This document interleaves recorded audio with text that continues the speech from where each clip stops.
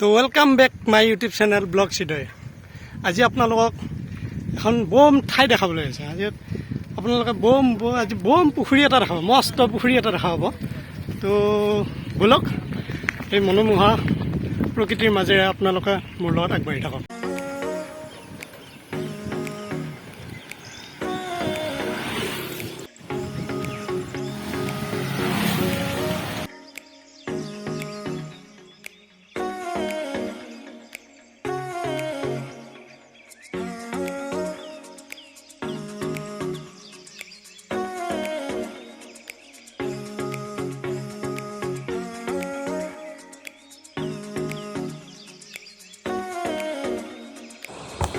হে গাইছ, আজি আমি গৈ আছোঁ দৰং জিলাৰ এনে দুটি পুখুৰী চাবলৈ। যি দুটি পুখুৰী বহুত বহুত বহুত ডাঙৰ আৰু পুখুৰী দুটাৰ পানী কেতিয়াও আজিলৈ শুকাই যোৱা নাই।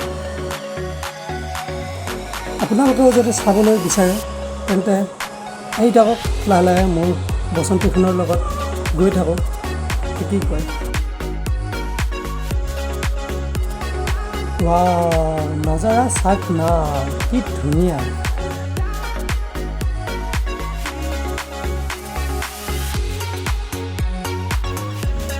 মোৰ বসন্তীখন আজি কল্যাণ ভাগ দিছোঁ আৰু কল্যাণ ভাইৰ বসন্তীখন বৰ্তমান মই ৰাইড কৰি আছোঁ।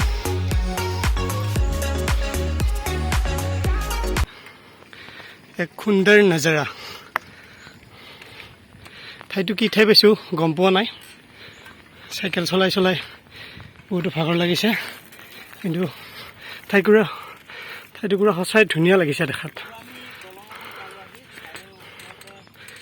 চাওক, এয়াই সৌন্দৰ্য।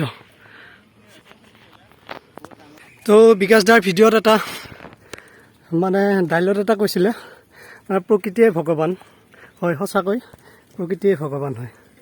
চাওক আপোনালোকে।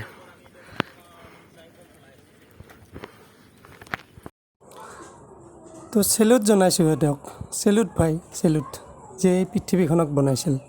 আপুনিও যদি প্ৰাকৃতিক সৌন্দৰ্য উপভোগ কৰি ভাল পায় তেন্তে আহক, চাইকেল, বাইক, গাড়ী, ৰেল যোনে যেনেকৈ পাৰে তেনেকৈ আহক আৰু এই প্ৰাকৃতিক সৌন্দৰ্যৰ লাভ উঠাওক। ছুইজাৰলেণ্ড, জাপান যাব নালাগেতো, দৰঙতে এনেকুৱা বহুত ঠাই আছে। আপোনালোকে আহক, চাওক আৰু নজৰা লাভ কৰক।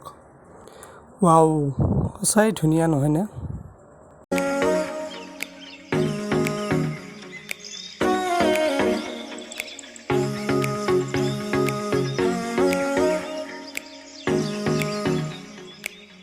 ক'ৰবাত গ'লে কেতিয়াও গুগল মেপক বিশ্বাস কৰি আপোনালোকে নাযাব। এয়া চাওক, ক'ৰ বাঁহৰ তলৰ ৰাস্তাৰ মাজেৰে লৈ আহিছে আমাক। তো গুগল মেপক বিশ্বাস কৰি আহোঁতে আমাৰ অৱস্থা এইটো হৈছে আৰু।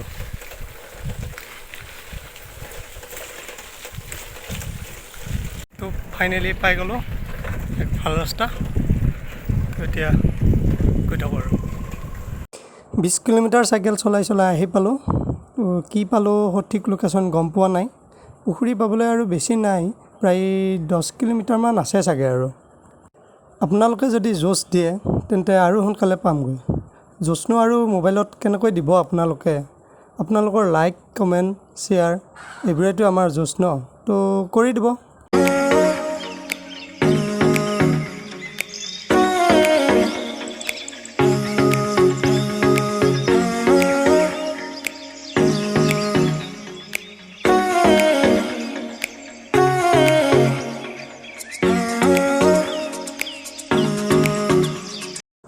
তো ফাইনেলি আমি আমাৰ ডেষ্টিনেশ্যন আহি পালোঁ। এইটোৱে হৈছে বৃহৎ বুঢ়ীনগৰ পুখুৰী। লখিমপুৰ পুখুৰীতকৈ এইটো সৰু বাৰু, কিন্তু ইয়াৰ যি মাহাত্ম্য কিন্তু সেয়া বেছি। এই পুখুৰীটোৰ মুঠ মাটিকালি হৈছে 88 বিঘা। প্ৰায় শ বছৰ আগতে এই পুখুৰীবিলাক খন্দা হৈছিল। আগৰ বুঢ়া মানুহবিলাকে কোৱা শুনিছোঁ যে ইয়াত যদি গা ধুই থাকোঁতে বা এনেই পিছল খাই পৰি যায় তেতিয়া গাৰ বিষ হয় মানুহৰ, আৰু সেই গাৰ বিষ ইয়াৰ পৰা পানী খালেহে ভাল হয়। আৰু সেয়া কোনো ডাক্তৰ এই ঔষধ এইবিলাক ল'লে ভাল নহয়। তো গাইজ, গম পালেই বুঢ়ীনগৰ পুখুৰীৰ যি মাহাত্ম্য। তো মোৰ লগত আপোনালোকেও এবাৰ এই নিস্তব্ধ পৰিৱেশটো চাওকচোন।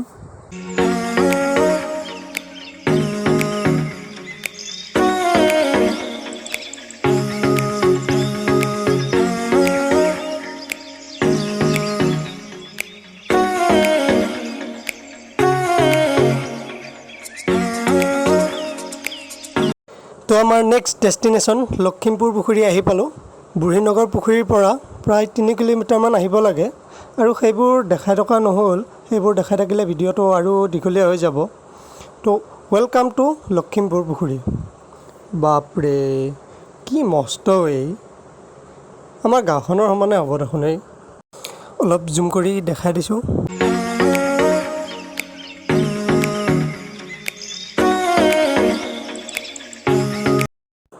তো গাইজ, এইটোৱে সেইটো লখিমপুৰ পুখুৰী। পুখুৰীৰ পানী কোনোদিন নুশুকায়। প্ৰায় 400 বছৰমান আগতে কোচৰজা ধৰ্মনাৰায়ণে এই পুখুৰীটো খান্দিছিল আৰু তেতিয়াৰ পৰা বৰ্তমান সময়লৈ ইয়াৰ পানী কোনোদিন শুকাই যোৱা নাই। এই পুখুৰীটো খন্দাক লৈ এটা জনশ্ৰুতি আছে যে কোচৰজা ধৰ্মনাৰায়ণ যেতিয়া এইপিনেৰে হাতীৰ পিঠিত উঠি ফুৰিবলৈ আহিছিল, তেতিয়া তেওঁ হাতীটো এই ঠাইখিনিৰ পৰা লৰচৰ হোৱা নাছিল। তো তেতিয়া বিভিন্ন পুৰোহিতৰ পৰা চাই চিতি তেওঁ গম পালে যে ইয়াত এটা পীঠ আছে আৰু সেই পীঠটো হৈছে মা পাৰ্বতীৰ পীঠ। আৰু যিসকলে ইয়াত আহিছে তেওঁলোকে গম পাবই পুখুৰীটোৰ যি এই পূব পাৰ আছে, পূব পাৰত এটা মা কামাখ্যাৰ পীঠ এটা আছে। তেনেকৈয়ে বিভিন্ন চাই চিতি ৰজাই ইয়াত এটা পুখুৰীটোৰ লগতে মন্দিৰ স্থাপন কৰিছে আৰু সেই মন্দিৰটোত এজন লক্ষ্মীনাথ নামেৰে পুৰোহিতক তেওঁ মন্দিৰটো চোৱা চিতা কৰিবলৈ দিছিল। আৰু তেতিয়াৰ পৰাই পুৰোহিত লক্ষ্মীনাথৰ নামটোৰ পৰাই এই ঠাইখনৰ নাম মানুহৰ মুখে মুখে গৈ গৈ লক্ষ্মীনাথৰ পৰা বৰ্তমান সময়ত লখিমপুৰ হোৱা বুলি এটা জনশ্ৰুতি আছে। তো এই পুখুৰীৰ মাহাত্ম্যৰ কথা বিভিন্ন সময়ত বিভিন্ন ধৰণে প্ৰমাণিত হৈ আহিছে আৰু এই পুখুৰীৰ পৰা পানী সেৱন কৰিলে বিভিন্ন ৰোগ নিৰাময় হয় বুলি কোৱা হয়। আৰু আপোনালোকে যে এই ছাইডত এই মেটেকাবোৰ দেখি আছে, সেইবোৰ এটা একোটা মেইন পুখুৰীটোৰ পৰা পৃথককৈ খুন্দা পুখুৰী। এই পুখুৰীবোৰত মাছ, সৰু সৰু মাছবিলাক ইয়াত ডাঙৰ কৰা হয় আৰু ডাঙৰ কৰি এই মেইন পুখুৰীটোত জিওৱা হয়। আৰু সম্ভৱতঃ উৰুকাৰ সময়ত ডাঙৰ মাছবিলাক ধৰি ইয়াত ৰখাও হয় চাগে। আৰু এই পুখুৰীটোৰ লগত 10খন গাঁও অন্তৰ্গত আৰু উৰুকাৰ সময়ত এই 10খন গাঁৱক প্ৰতি ঘৰকে এটা পৰিমাণত মাছ ফ্ৰী দিয়া হয়। তো এইটো হৈছে লখিমপুৰ আঞ্চলিক মীনমহল সমিতি। এই সমিতিখনৰ দ্বাৰাই এই পুখুৰীটোৰ সকলো কাম চোৱা চিতা কৰা হয় আৰু বৈজ্ঞানিক পদ্ধতিৰে ইয়াত মাছৰ পোনা উৎপাদন কৰা হয়। তো ব'লক চাই লওঁ। তো এইটো চাই লওক, ইয়াতেই মাছৰ পোনাসমূহ উৎপাদন কৰা হয় আৰু সেই পোনা উৎপাদন কৰি পুখুৰীত দিয়া হয়। এতিয়া হোৱা নাই বাৰু, বছৰৰ এটা সময়ত উৎপাদন কৰা হয়। সেই সময়টো গম নাপাওঁ, কোনোবাই জানিলে কমেণ্ট কৰি জনাই দিব। ইয়াত কল্যাণ ভাই আৰু মই পুখুৰীৰ পাৰত খন্তেক জিৰণি লৈছোঁ। এই পৰিৱেশটো ইমানেই ধুনীয়া, ঠাইখিনি এৰি কিনে যাব ইচ্ছা যোৱা নাই। ইয়াত এটা ধুনীয়া শীতল বতাহ, মৃদু বতাহ বলি আছে। এই মনটো একদম পবিত্ৰ হৈ গৈছে, একদম ফ্ৰেছ লাগি গৈছে। তো আজি ভিডিঅ'টো ইমানতে সামৰিছোঁ। আকৌ লগ পাম এটা নতুন ভিডিঅ', এক নতুন ঠাইৰ সৈতে। তো আজিলৈ টাটা, বাই বাই। তো ভিডিঅ'টো যদি চাই ভাল পালে তেন্তে লাইক, কমেণ্ট আৰু কি ছাবস্ক্ৰাইব কৰি দিব। তেন্তে আজিলৈ ঘণ্টা বটনটো টিপি দি অলপ প্ৰেছ কৰি দিব। তো আজিলৈ টাটা, বাই বাই।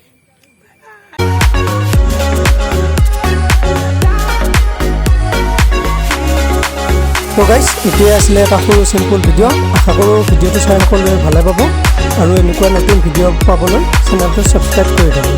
এতিয়া ময়ো ঘৰলৈ যাওঁ। Tata, bye bye.